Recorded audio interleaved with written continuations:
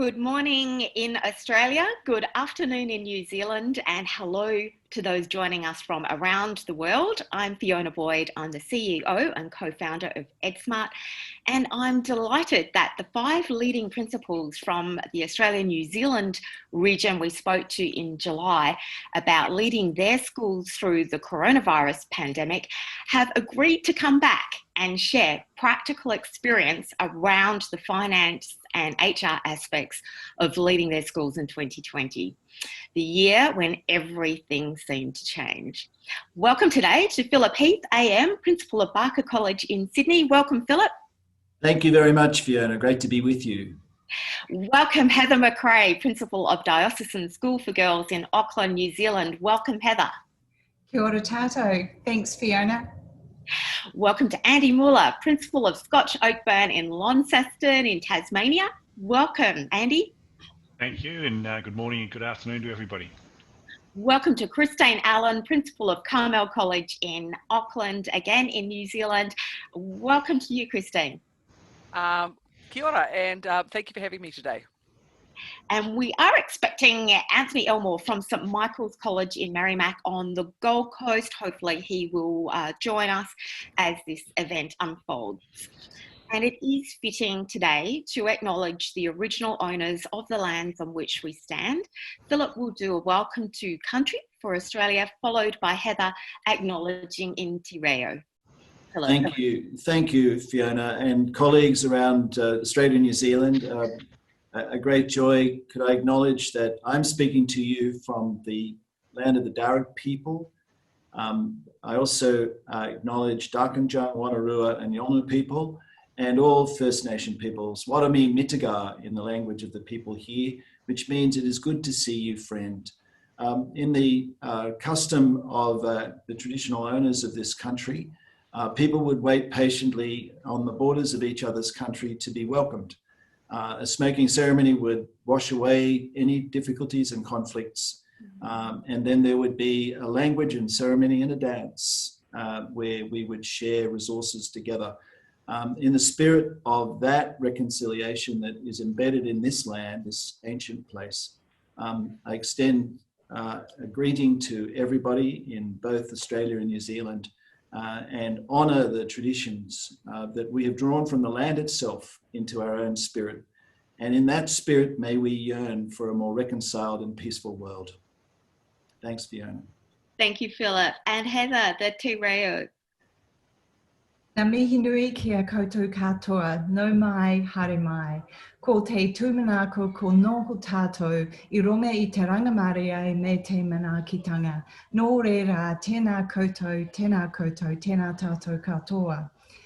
So that in translation means we welcome you all. Hello and welcome. And we hope that we join together today in peace and respect. And it is traditional in Māori to welcome people 3 times. So that's the tēnā koutou, tēnā tātou katoa, a welcome 3 times. We would also add a prayer to start our meetings. And one of my very favourite prayers is whakataka te hau ki te uru, whakataka te hau ki te tonga. Ka mā kina ki uta, kia mā tāra ki tai. I hei aki ana te atukura, hei tio, hei hoka, hei hou, ti hei Māori ora. So that is a prayer about may we all join together and the 4 winds all head in one direction. So that will start our meeting in the way of recognising Māori in New Zealand. It is Māori Language Week, so it's a wonderful time and a fantastic opportunity for us to all engage in te reo. And normally we would now sing a waiata. I don't know, Christine, if you feel comfortable with singing Te Aroha. My singing voice is hopeless, but I'll give it a shot.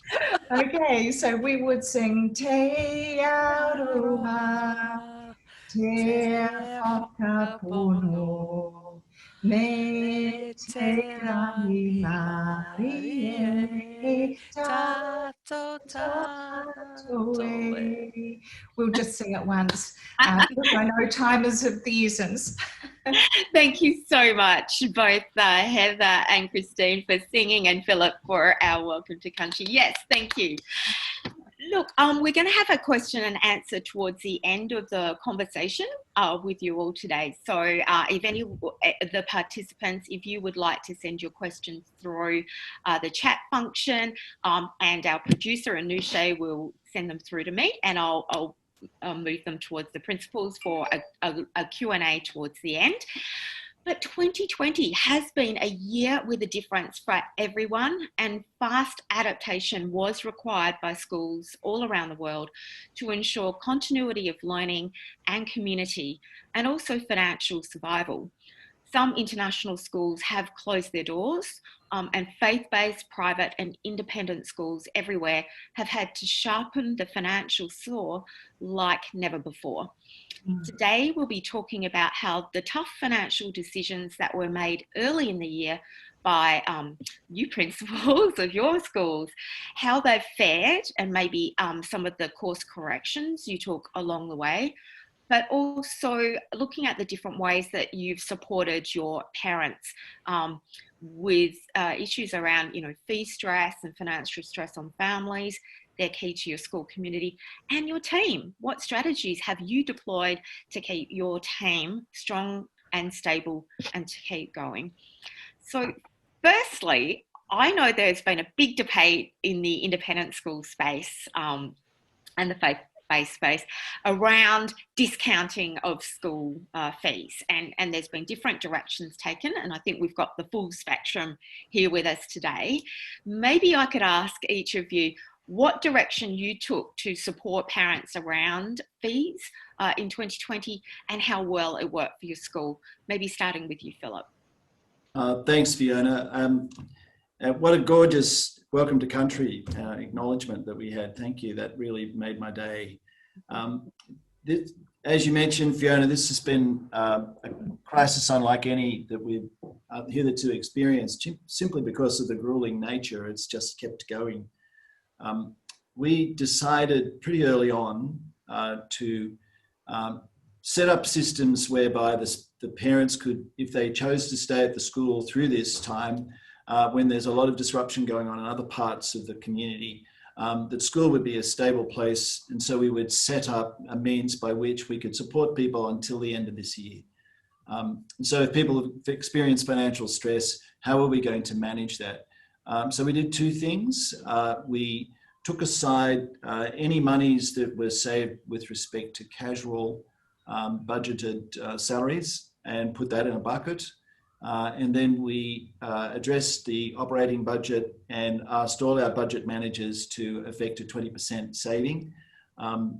Some of them did so with the utmost reluctance, as if they're spending their own mortgage on doing that. Others were able to do that with alacrity, which makes us wonder whether their budget really needed the amount that was allowed for. But we put all of that into a relief fund, which in our case was about 2.5 million. And then we have been distributing that on a case-by-case basis. We took the view to return to face-to-face as soon as practicable. So from about the 11th of May, and we have been back face-to-face and have not mercifully had the second shutdown. The co-curricular experiences that people have lost, we've been gradually reinstating to good effect. And that staved off the, if you will, category 3 of the 3 concerns that people were raising, that not getting the value for money that they were expecting, and therefore shouldn't have to pay the full fee. And the other 2 concerns were genuine hardship cases. And then in that category was long-term, short-term, or short-term and immediate ones. So we set aside funds that we could provide from other spaces to support those first 2 categories. And up until this time, we've foregone around about $750,000 worth of school fees to support those families. And at the end of this year, we'll be meeting with a number of folk to see whether it's possible for them to proceed into 2021. We created an advisory board of the school council so that I had a little bit of detachment and some guidance about the kinds of straitened circumstances in which people were placed. It was not mentioned by name, but each case was considered personally and individually. People, I think, have appreciated that. To date, because the New South Wales scene is a little bit different to Victoria, we've been able to recover really well. And in fact, if anything, there have been stronger demand for places in 2021 than we were anticipating. So we're quite optimistic, but folk in the hospitality, tourism, transport sector have been dreadfully affected. And we just took the view that let's make this year secure for them, and then we'll work out next year as it comes. The big question before us now is how we set staff salaries and fees for 2021. Okay. Thank you, Phillip, and we'll talk a bit more about staff a bit later. Heather, I believe you didn't go the route of discounting either at Diocesan School for Girls. What did your support for parents experiencing fee stress look like? Yes, thank you, Fiona, and thank you, Phillip. We followed in a similar way. We didn't give a discount for parents, but after a while, well, the first thing to do really was to reset our budgets for the year, because clearly the lockdown was going to have a really serious effect on our cash flow and also on the ability of parents to pay as the money comes in during the year. So we went through in a similar way and trimmed out budgets. We took a central control approach to that because our lockdown came quite quickly. So we weren't, we had Zoom meetings at board level and also informed staff that we would, be having a really close look at budgets. When we came back after the first, fairly hardcore lockdown, we had made some savings as well, which is great because the campus, wasn't being used, although revenue generated through things like the swim school and the boarding house didn't happen, even though we were still paying fees. So we took a Stockdale effect. In other words, let's look at the worst case scenario. If we lost 100 students or 200 students, what would that look like? So we ran those projections through to give us an idea really of all the low-hanging fruit that we would target first and foremost, which we then went back and did in terms of the things we needed to save. So we did achieve very good cost savings, and we also achieved, I guess, a better position around the student numbers than we thought. We don't have a lot of international students, about 44 of our 1,550 girls. However, schools that have more international students have been more seriously affected, by the loss of those students back overseas, because of course they can't come back in with our closed borders. The other thing we did was to implement a Dio Together fund, and we appealed to the community to say this will be a difficult year for many parents who are in those industries that you mentioned, Phillip.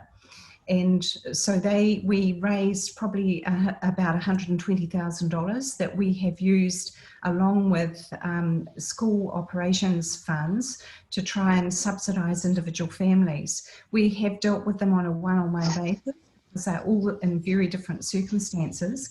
And the Chief Financial Officer and myself have met with those families online through Zoom or through email and just negotiated, what will work for them. So that's been a very effective way to have used those Dio Together funds to help support people.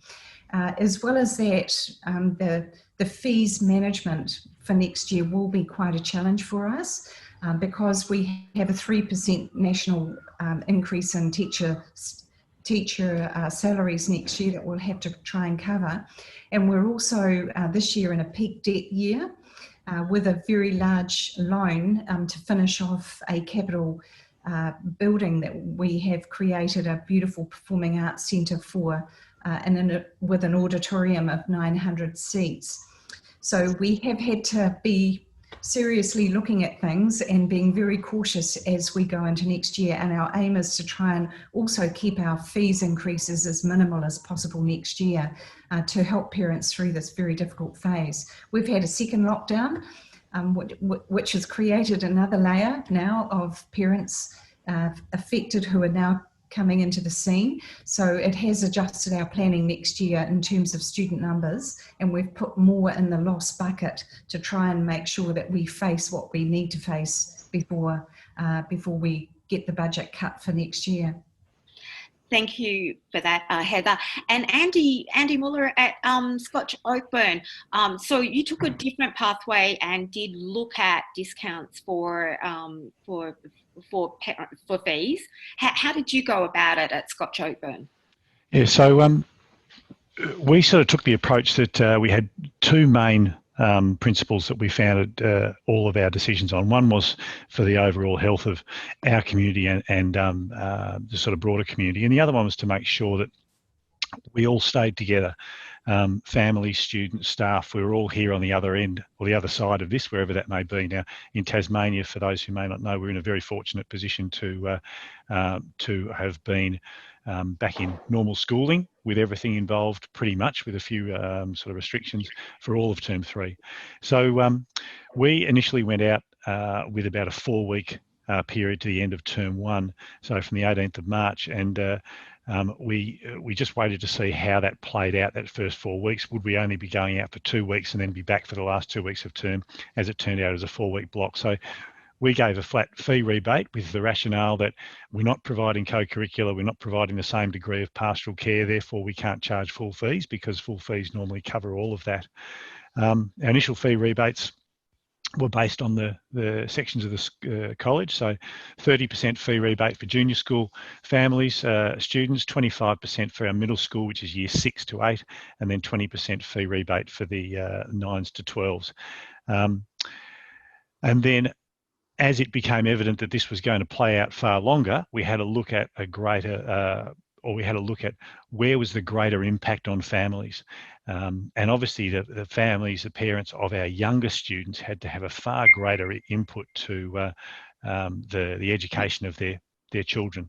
And so during term 2, from late April up until late May for P to 6, or prep to 6, and our year 11 and 12 students, we went to a fee rebate of 50% fee rebate for our prep to year 3 students, 40% fee rebate for our year 4 to 8, and 30% for our year 9 to 12 students.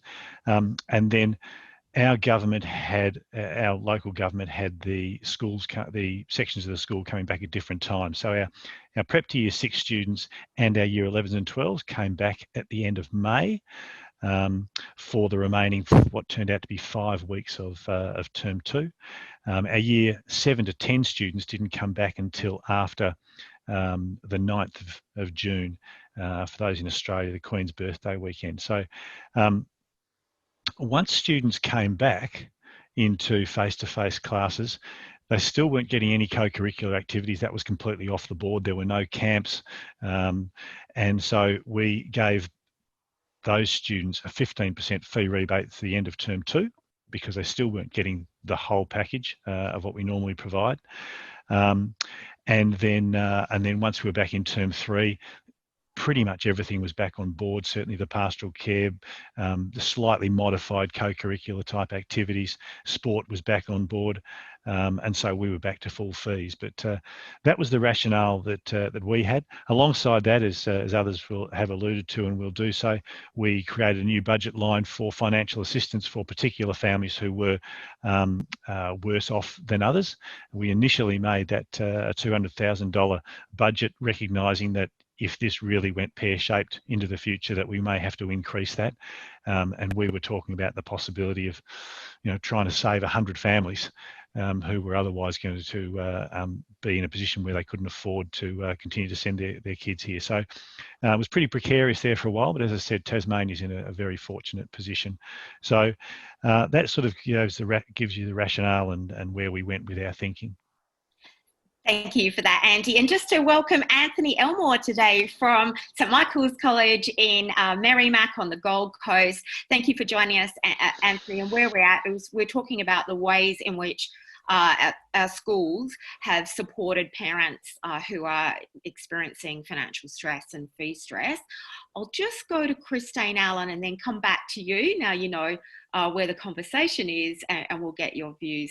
Christine, running a state integrated school, Carmel College, did the fee issue affect your your parent body at all, or not? How did you deal with it there?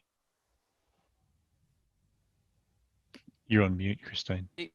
So for us, thanks, Fiona. So for us as a state integrated school, we have all of our teacher salaries are actually paid centrally by the government. So we don't have quite the financial pressure on us. We do have some fees, but they're quite low. So it's about $1,000 a year that we charge all of our students. That is chaseable. The rest is contributions. So that is the part that we rely on in terms of for buildings and things like that. That we actually ask for contributions. So that was the one that we knew that was going to be at risk. So far, it hasn't. There has been a drop off, but it's been a very small percent. And like Heather has done, and like Phillip has done, we've set up a family. We call it the Carmel Community Fund. So we are actually asking, families helping families. So it started last week, and we're sort of getting a trickle of funds coming into that. But that's a way for us to be able to people who are in stress, financial stress, others can help them who are in a position to do that. And so we've actually looked at our numbers for next year, and we have had an increase. Our enrolments are looking up, and while we don't mean to be sort of mean about this, we often find that as a state integrated school, people who cannot continue to go to a private school will drop. We'll look at a state integrated school as the next step that they can actually go to. So we are picking up a few from the private schools who aren't able to continue there. Thank you, Christine. Thank you. And Anthony Elmore at St Michael's College, how have you dealt with the whole issue of parents being under financial stress and struggling with the fees? Thanks, Fiona, and apologies. We're just with staff having a wellbeing event, a wellbeing celebration. I know we'll deal with that a bit later on this morning, so I do apologise for joining you a little bit later. It ran a bit over time. We have had a significant number of families that have encountered financial distress as a result of events this year. We have worked with those families across term 2 when we were during the alternative education provision. We returned as a system here, we're part of Brisbane Catholic Education in Queensland, a system of 144 schools. We returned 10% of tuition fees to families in term 2. In addition to that, of course, we have increased the amount of concessions we are providing to families as a result of the COVID situation. With our regular concessions, there's a range of processes families need to go through. With this COVID environment, we've reduced the thresholds and the various documentation that families need to provide to us. So we're supporting in excess of 50 families at the moment, so they can maintain enrolment for their students while they themselves get back on their feet and trade out of different circumstances. Across, similar to what Andy was saying, and across term 2 and 3, we have refunded to families, or returned in their fee statements, any unused levies. So where we might levy for camps, excursions, other events that just simply couldn't happen, we've returned those levies in full to families. And we continue to have a look as the year goes on, ways in which we have adjusted our budget. So we reshaped our budget completely, made significant adjustments in staffing, adjustments in other expenditure, and looking at how we can make returns to families where we no longer are having certain expenditure items, while still maintaining the rhythm, the pattern, and the goals that we have as a college community. Because trying to keep that normality of life moving is important to us. Meeting our goals around some of our capital projects and a few other things have been important as well. So we continue to support those families with our concessions. And the key there is the dignity of everyone that's involved, the dignity of the students, of the families, where, and I know I mentioned in our last gathering, that for some of our students, it's the students who are actually the ones that were eligible for JobKeeper, and the students, therefore, that are contributing significantly to the financial upkeep of the household now. And so there's so many layers to the complication and implications of finances. And so it's been a very significant body of work for us across 2020 to support the families there. And we continue to do that. Thank you, Anthony. Heather mentioned that Diocesan School for Girls started with peak debt this year because of a large capital project. Did any of your other schools have large capital projects they were completing as well? Andy, were you in that situation? No specific large capital project. We had about $1 million worth of capex budgeted for a couple of projects that immediately came off the calendar. So we immediately put all of that sort of on holiday with the thought that we had to find some money from somewhere to subsidise the fee rebates we're giving to families. So there are a couple of other levers that we're able to pull in terms of giving our loan debt repayment a holiday. And then ultimately possibly some salary considerations that thankfully we didn't have to go to, but were prepared to in the end. So nothing major, but yeah. Phillip, I believe though Barka College did have a major project about to complete. Yeah, we did. Were you able to do it? The largest we've ever undertaken. So the timing was just fantastic. I was so delighted to see what was going on while we were trying to finish it. But we did get finished. We mercifully avoided any site shutdown. And I have to say that the completed project has been worth waiting for and was at exactly the right time, an enormous blessing for the school. An enormous joy to get it. It's a sport and learning facility, so indoor games, and it's been something that gave us a much needed little morale boost, and it's been So how did we manage the finances? That's 2021, 22, 23, 2050, 2080. We will get there. Can I just say, everyone would have, we've heard now everyone sharpened the saw right at the beginning and really looked at their budget. Maybe I'll go to you, Christine. Did it work? Did the decisions you made earlier this year, have they flowed through favourably to this point in time for your school? Yes. We've actually had a positive. We're still in the positive budget for the end of the year, projecting a positive income for this year, which is actually always good. What we did have is a major project about to get underway. A major building, multi-million-dollar building project about to get underway. We had engaged architects who were at that stage, and we have obviously just drawn a big line underneath that and said, halt all of that, let's change our thinking, let's just hold and pause and see what it actually happens. So that actually has, again, fortuitously, if we'd sort of been another 3 or 4 months down the track, we would have been fully committed and it would have been a little bit more problematic. So the other things that we've been able to look at our budgets and things that haven't had to be spent, which we thought we were going to have to spend, have actually sort of negated some of the extra costs that we have thought we were going to have to, that have been additional to what we normally would spend. They've sort of come out a little bit equal, and then the government has been quite good at adding in additional funds for some of those additional costs that we have. So we're still looking fairly positive to the end of the year.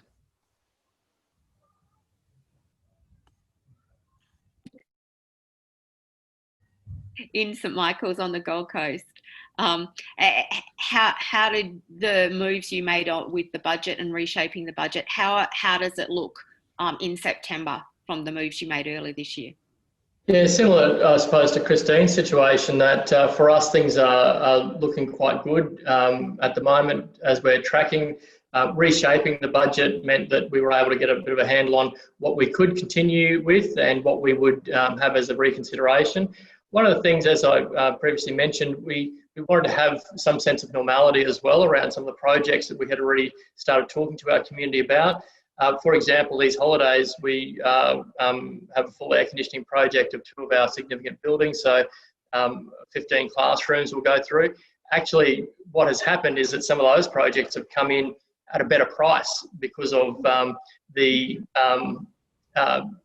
of the contractors looking for work with other projects that had been stalled. So whilst we certainly don't take any pleasure in other people's perhaps misfortune, there has meant some better prices that have come through to us, which has been good. So we've kept going with some of those bigger projects that we had carefully accounted for already anyhow, and just made some adjustments and some tightening of the belt in areas that we would want to be mindful of how the perception in the community, I suppose. So because we know that there's many of our families that might be going through some distress, we're just being very careful about, well, what is it? How are we spending? With just that extra bit of thought before we just go ahead and spend on items that might, how are things being perceived in the community? So for us, the bottom line at the end of this year will still be very favourable, which gives us that ability to offer that additional support to those most in need. I'm just wondering if we could move now to looking at your team and staff, teaching staff particularly, and some of the strategies you've used to try and keep them doing their best work and feeling good about, doing their best work. Christine at Carmel College, I believe you actually have just straight up acknowledged they've worked harder than ever before and you've given something back. What did you do? I keep forgetting, sorry. What we did is we just decided, especially after they came back from the first major lockdown, was that running through to the end of that term 2, it was really, they didn't get a break with the term break at all. It was really a 23-week or something week term, so it was very, very long. People were looking exhausted. We just said, everybody take 1 day. You can take a wellbeing day. We had to sort of do a little bit of work in terms of everybody couldn't take it off at the same time, but here is the calendar to the end of the year. You can have 4 people off on any 1 day, book the day that suits you. You can go and do anything you like. It's somebody had suggested, well, they could go and do some PD. I said, they don't want PD. They've had enough of that. They just want a day, sit on the beach with a book, whatever you need to do. And so that has been very, very well received. And I think it was a really positive thing that the board endorsed to say, thank you, we acknowledge what you've done. And it was only a small thing that we could do, but I think the acknowledgement was what people were looking for and asking for. So I think that has actually gone down particularly well for all of the staff. That they felt good about being, you noticed that we were tired and we needed some time out. And Andy, at Scotch Oakburn, have you deployed some specific strategies that have kept your team energised as much as you can? Yeah, so we started from the word go because we called it early, as in before the government moved all schools to e-learning. So we started off with a 2-day period where we said no classes, no students, and staff are simply going to work collaboratively to make sure that we're all on top of the technology platform that we're going to deliver our learning through. And then as we progressed through the first couple of weeks, the feedback from staff and from students was just how taxing it is to be online every day and trying to deliver classes the same way as they normally would. And so we instigated a day in the week that we called a P Learning Day rather than e-learning, and the P stood for personal, as in you're doing something that you're personally interested in, some physical activity, some planning and some preparation rather than being face-to-face, as well as pastoral. So we introduced a well-being sort of survey tool as well, and had our tutors touching base with their students just from a how are you going perspective. So listening to that feedback, providing a day where people could actually get off the screen and do something else with their day rather than being continually in front of it, and recognising and saying to staff, don't try and get through everything you normally would. Just take it easy. Make sure whatever you're doing is actually engaging and the students are enjoying it, but don't try to hammer through the same amount of work that you normally would. Let's recognise that deadlines on curriculum may very well change. So let's just be realistic about it. Some staff were saying, listen, it's not conducive in my home environment for me to be able to concentrate and teach. So can I come into school and do it and do my class and teach my classes from school? We said, yes, by all means. And the other thing that we did was to make sure that all the way through we were really proactive with our communication. I quickly moved into a very uncomfortable zone and did a whole lot of video messaging rather than just communicating through our normal weekly bulletin. I was acutely aware that I wasn't actually getting in front of students, and there was lots of rumours going around about year 12 exams aren't going to happen and this and a whole lot of sort of different things. So making sure that as soon as we could provide some definitive information, getting out there and actually speaking to people. And for them, don't want it to sound like I'm sort of egocentric or anything, but for them to actually see the honesty with which the information was being presented and understanding the compassion that the school has, I think was something that really helped people all the way through. And a number of staff have just said how much they've appreciated the very regular and very consistent information and communication all the way through the whole process. They felt that they were completely understanding of where we were at, what the next steps were going to be, and how we were all working together towards it. So all those little things, I think, combined. Thank you, Andy. And Heather at Diocesan School for Girls, what strategies have you deployed for your team to support them? Yes, thanks, Fiona. Fairly similar things. I think when people were in lockdown, we had a strategy around who needed some support, particularly people who were vulnerable, people who had children at home and were trying to teach our online program. And also people who were on their own and had no one else to talk to during the day. So we put our chaplain and our deans to work, following up with staff members to make sure that they knew that someone else was out there caring about them. We also simplified a lot of what we did, and very similar to what we've heard. We are an independent school, so we didn't go straight into holidays in the lockdown. We stayed with our teaching term. We felt that it was really important to try and maintain consistency through what we were doing. So we talked with some other Auckland schools. Our parents go to a number of independent schools, so it was important that we spoke to them and collaborated and made sure that we could align our holidays. When they came back, we simplified our day with them. We reduced the numbers of meetings we required them to be at. We provided a lot more materials online. We did Zoom meetings and continued that in order to make it easier for people to get around the school. And we found that that was very well received by the staff. Also, I can say that I think communication is the key. We had a 1 o'clock announcement every day about the COVID update. We're still having them now, of course, in Auckland. And so every day we were putting together with our COVID team a communication that went out to all parents, all staff, and where it was relevant to the girls as well, so that everyone was on the same page. And I can say too that that was very well received by parents in the community, also by staff members. So they were some of the things that have really helped staff get through these really changeable times. Thank you, Heather. And Phillip, at Barka College, how have you been able to support your staff?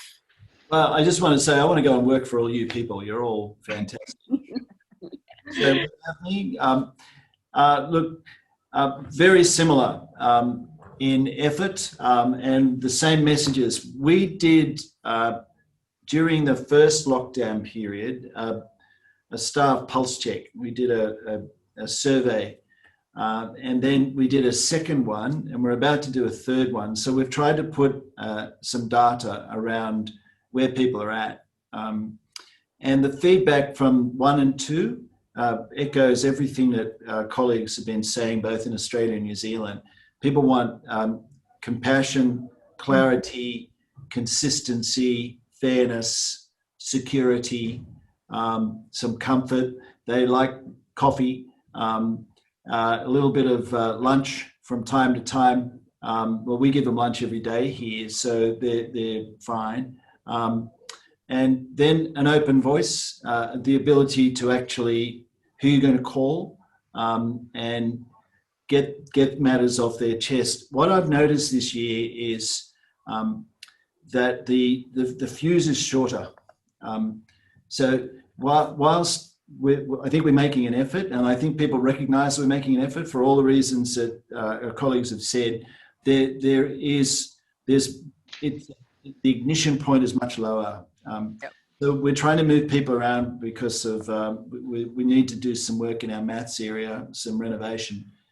So we have to relocate people, and it's really very noticeable how much more brittle morale is than an equivalent time at this time of year.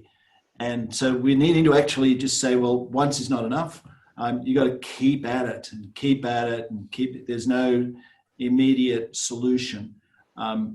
But if we respect our colleagues, they return in kind, and I stand in awe of what they're doing this year.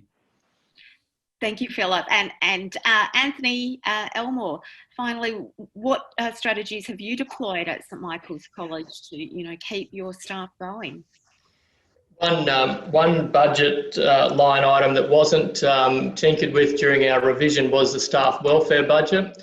And similar to what people are saying, we have been consistent in investing in staff wellbeing at that time.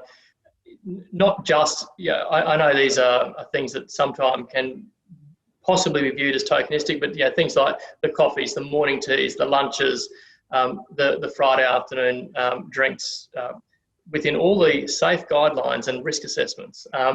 But all of those kinds of things that occur, but beyond that, it's that deeper connection with staff on making sure we're working with staff to make sure they understand that we genuinely appreciate the work that's been happening. As Christine said, from before Easter, teachers have effectively been working nearly non-stop now until this break. As Phillip just alluded to, the brittleness, I think, the short fuse, I've said, I think, about 3 times this week. We start holidays on this Friday, but a few times this week I've said holidays needed to start 2 weeks ago. We're just constantly now working with our teachers and students to get them over the line to Friday. But it's that acknowledgement of we appreciate that hard work. It is recognised. It has been seen. Giving that release time. I loved Christine's suggestion of that day out, have that day off. We did that to a degree earlier, but we didn't then roll it out as a whole approach. And I probably wish we had have. But we have been giving additional release, part day releases, planning day, more planning day than ever before for people to just sit, collaborate. Okay, we've had to chop and change so many times with our delivery models to be prepared for the next wave. For us, we haven't probably been as affected here in Queensland as other places, but how do we always be on the front foot if something was happening? So our real investment around that, trying to get that message, and as much as we have said it and communicated, to be with the staff that they are valued, they have been seen, their work has been noticed, and that's an ongoing journey for us. but that communication, as everyone's talked about, the families, we are more connected now as a community than we were at the beginning of 2020, and we continue to work in keeping that alive for us as we move into 2021. Thank you, Anthony. And just to make a note to everyone who is participating with us today, we'll have a Q&A shortly, so please send your questions through the Q&A section so that we can put those questions to the principals today and get your responses. We have one question. I was hoping for a few more. Just a final question to you all. As Term 4 approaches, what's your mood check on your school community? How are they tracking? What number between 1 and 10 would you give them, and why? Maybe starting with you, Phillip. Thanks. I'll just unmute myself. We changed our academic year a little bit like Dio did. So we've actually just come off a 2-week break, and they've got a 4-week run. And over the October long weekend in Australia, we have another week. So a kind of half-term break, and then we bat on until mid-December. And in retrospect, I've been getting a lot of praise because the snow fell in Australia very nicely in the first week, and everyone's giving me credit for that. And then the sun shone, and people went to the beach in the second week. So the luck of a change like that was good for us. One of the key things about morale in a school is getting people back to activities, and having the parents, who in my view have suffered most in this year. The seniors, yes, the little ones, yes, but actually the parents are really frustrated by not being able to come on site and watch their children in the key events and build memory and nostalgia. One of the things that we're searching for is safe ways in which we can make that happen in 4th term. The frustration levels are rising around that. So the kids are back and they're doing things, but we're trying to work out ways in which the parents can join us and help us then reform and restore community. And the other comment that I'd make, and then I'll be silent, is I think one of the losses this year is the culture and identity that comes from being together in moments of celebration, passing the milestones when we're all together. And one of the challenges looking into 4th term in 2021 is how do we recover and revive and strengthen culture and identity coming out of these days? That's a big challenge. Thank you, Phillip. And Heather, what's the mood at Diocesan School for Girls?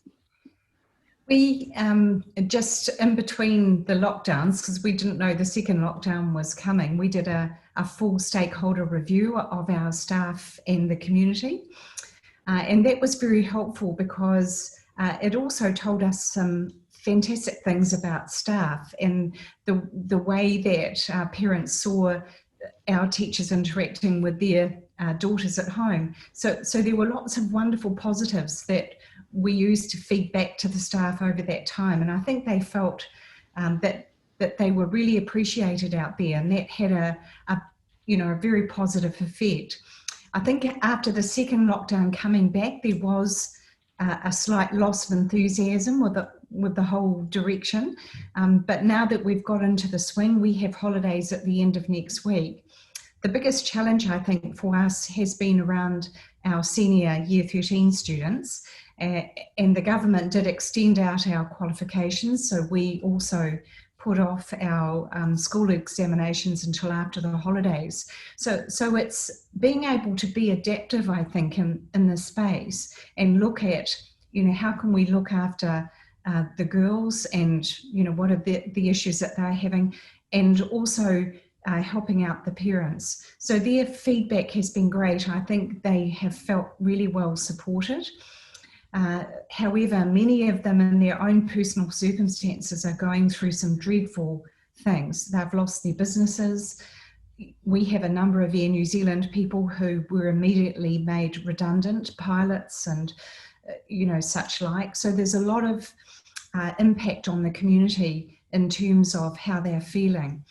And so, you know, that has been an issue for us to try and help look at silver linings.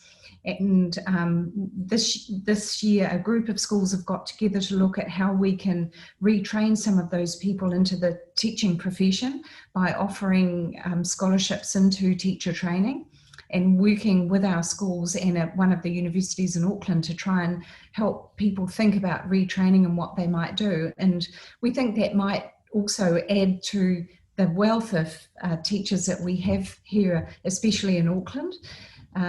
Because a lot of the business people have found that really difficult, you know, without being able to find another job in their particular area, because it doesn't matter where you go in the world at the moment, it's very hard to get a pilot's job. And, you know, so those things have been really challenging. I guess our role has been to try and look at silver linings, to be able to create new things for girls to do that we can do this time around, through, you know, streaming, through extra days at school that have a special focus for them.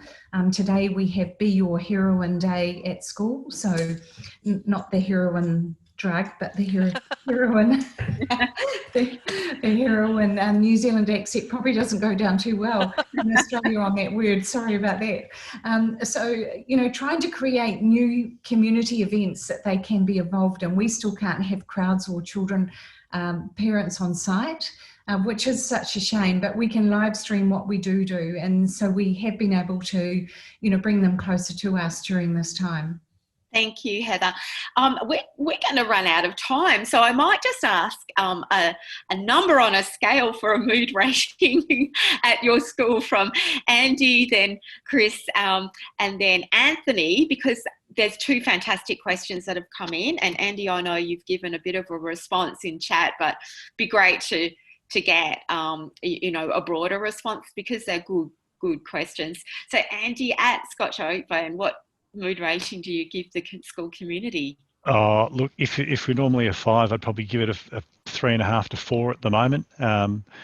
People have been particularly buoyed by the enthusiasm of the community to support each other, but we're still not quite there for reasons such as Phillip indicated, with parents not coming on.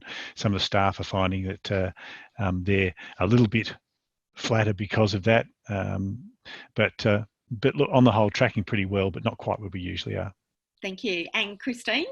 Yeah, if we were looking at 1 to 10, I'd say we were about a 6 or a 7. Usually would probably be about an 8 or a 9, and I think that's just the second lockdown has flattened people, and with our senior exams coming up, they're just a little bit overwhelmed by it all, and so are the teachers. Thank you. And Anthony, Elmore at St Michael's College, what's your mood rating for your school? I think it's quite similar for the same reasons. We'd probably be around that 6 or 7, and the killer for us at the moment has been our rites of passage events, our end of year events, where we just haven't been able to have families coming in, the social distancing, and we agree with all those rules. We're not trying to be you know, be political in any way. We agree with everything, but it's just a challenge. School formal, all of those things, just so complicated, but it has just put a heavy blanket over things, and we're trying our best to just put that shot of energy through the place. Yeah, we've connected the coffee machine to the water supply. We're doing all those things, but we're still about a 6 and a 7. Not the heroin, though. We'll leave that in New Zealand. Thank you, Anthony. We don't have that on this side of a bridge. We don't have that on our side of a bridge in New Zealand. We have a few really great questions here, and I'd like to put them to you and just jump in and respond. We want to wrap up by midday, so probably we've got 4 minutes to get your responses to these questions. The first thing is Ruth wants to know, how have you principals dealt with the extreme stresses involved in getting through 2020 yourselves? Over to you.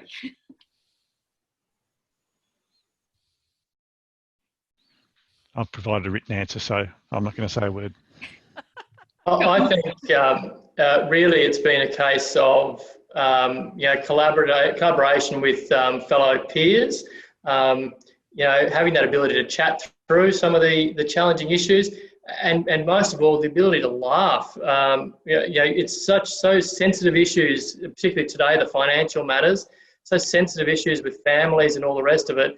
And so to have those peers and those colleagues that understand what you're going through, the board, my college board, and others within BCE, to be able to sit and laugh about some of the craziness that we're dealing with as well, and to keep that perspective and really focus on our end goal. So, but it is unique for every person, I think. But a nice bottle of red on the weekend never goes astray as well. Does anyone else want to share how you're dealing with your stress? I think just having a team around you, and I've got a really good team, both within my school and a wider team in terms of other principals, having them, as Anthony said, that you could actually share your, sometimes you just go into someone else's office, shut the door and just said, I just need to vent, having those opportunities to actually just express things and then come back and actually sort of reset and be rational. And again, out of school time, having time to yourself, having time to reflect, and just making sure you book in that time to just sort of shut it all down and do something that actually inspires you and feeds your soul, I think is really important as well. Do we have any more responses? I might just throw in there on top of that, just seeing the extraordinary capacity of the people around has been quite energising. We've all been thrown into something completely unexpected, and the way people have stepped up has been fantastic to watch, and greater communication with peers, with colleagues, both within Tasmania but interstate as well, has really helped. Thank you. And I think I'd just like to thank each and every one of you for, again, a wonderful, wonderful panel discussion around big issues in schools, finance and HR today, and also a temperature check on the school community. We're super grateful for your frank sharing, because I know that, the honesty and integrity really is what helps inspire everyone listening to also learn and do their best work as well. Thank you so much, and it's a wrap. Thank you, Fiona, for having us. Thank you. Really appreciate it. Really enjoyed it. It's been a Thanks, pleasure. everybody, and thanks for Fiona for that leadership. That's great. Thank you all. Love the inspiration from all of you. So thank you. We'll see you soon. Bye. Bye. Bye. Bye-bye.